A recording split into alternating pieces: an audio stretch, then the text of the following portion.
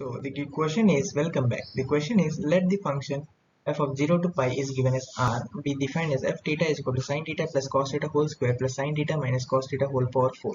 Suppose the function f has a local minimum at theta precisely when theta is lambda pi to lambda r and comma pi.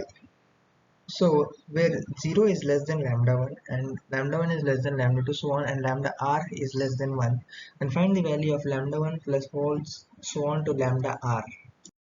So given that f theta is equal to sin theta whole square this equation, so we can expand it like sin square theta plus cos square theta plus 2 sin theta cos theta plus sin theta minus cos theta whole square of whole square.